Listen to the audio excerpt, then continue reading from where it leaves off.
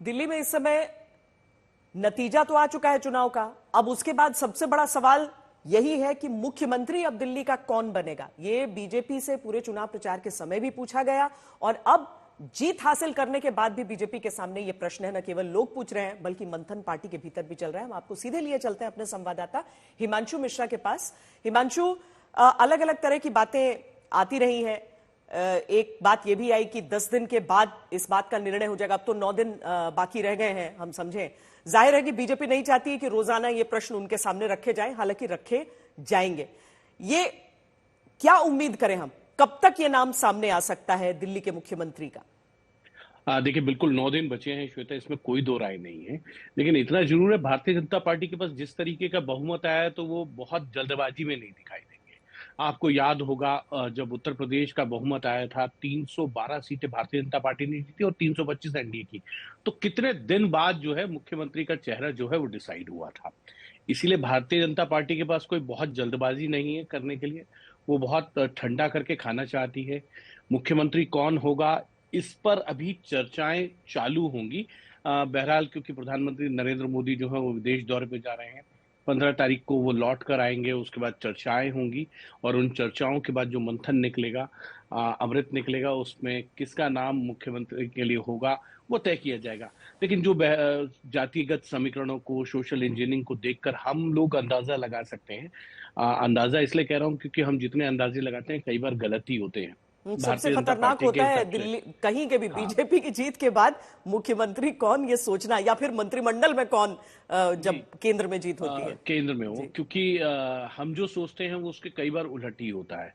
लेकिन अंदाजा लगाना हम सबका काम है, चीजों को, परिस्थितियों को देखते हुए, जातिगत समीकरणों को देखते हुए, सोशल समीकरणों को देखते हुए। तो मुझे लगता है प्रवेश वर्मा ने जिस तरीके से अरविंद केजरीवाल के खिलाफ चुनाव लड़ा, पार्टी ने उनसे कहा आपको चुनाव लड़ना है, उन्होंने कहा लड़ना है।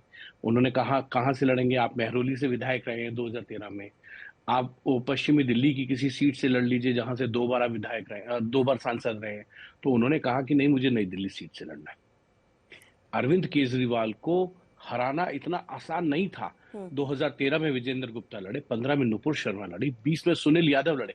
मैं एक किस्सा बता देता हूं। सुनील यादव 2020 में टिकट के लिए प्रदर्शन कर रहे थे पार्टी दफ्तर के बाहर कि उनको टिकट मिले।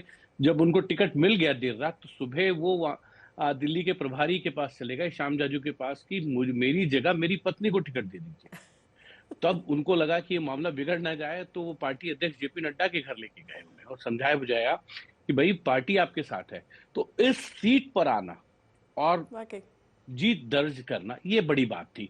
अगर प्रवेश वर्मा है, सतीश उपाध्याय ब्राह्मण चेहरा है, एनडीएमसी में वाइस चेयरमैन रहे हैं, दिल्ली यूनिवर्सिटी के अध्यक्ष रहे, दिल्ली प्रदेश युवा मोर्चा के अध्यक्ष रहे, उसके साथ साथ दिल्ली एक तरह से प्रदेश के दिल्ली अध्यक्ष वासी रहे। कहा जा सकता है प्रवेश वर्मा दिल्ली को। वासी कह सकते हैं, लेकिन एक बड़ा ब्राह्मण चेहरा है सतीश उपाध्याय भी। हाँ, और यही दो नाम है हिमांशु जो जो जो कार्यकर्ता भी ले रहे हैं। जब उनसे पूछा जाता है कि किसको चाहते हैं, कोई बोलता है प्रवेश वर्मा, कोई कहता है सतीश उपाध्याय, क्योंकि सबको पता है कि आखिरी में एक संक्षेप में आपसे जानना चाहते हैं कि इतना तो तय है ना कि विधायक ही कोई बनेगा, जीता हुआ विधायक।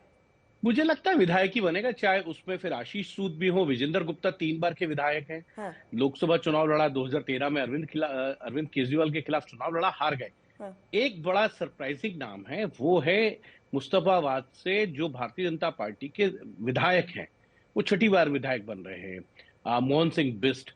उनकी टिकट काटी गई और उनको जो है करावल नगर से वो विधायक थे, उनकी जगह कपिल मिश्रा को टिकट दी गई। तो कपिल मिश्रा को जब टिकट दी गई तो उन्होंने अपनी जो इमोशनल चीजें हैं वो बाहर आई उनके। उन्होंने वो कैमरे के आगे आए, उन्होंने अपने भावनाओं को प्रकट किया। उन्होंने बताया कि वो पार्टी के कितने बड़े सिपा सलार हैं, कब से वो पार्टी की सेवा कर रहे हैं। उनकी टिकट काट दी तो पार्टी ने एक सिंगल नाम उनका अनाउंस किया, मुस्तफाबाद से, और उन्होंने एक बड़ी जीत दर्ज की है। तो मुझे लगता है उत्तराखंड समाज, चाहे वो 2020 में अगर आप देखेंगे तो एक बड़ा तबका वो भारतीय जनता मनीष सिसोदिया वाउच कर सकते हैं इस चीज के लिए। और इसीलिए मेरे को लगता है कि जब वो हारते हारते बचे थे। हिमांशु, समय इतना ही है।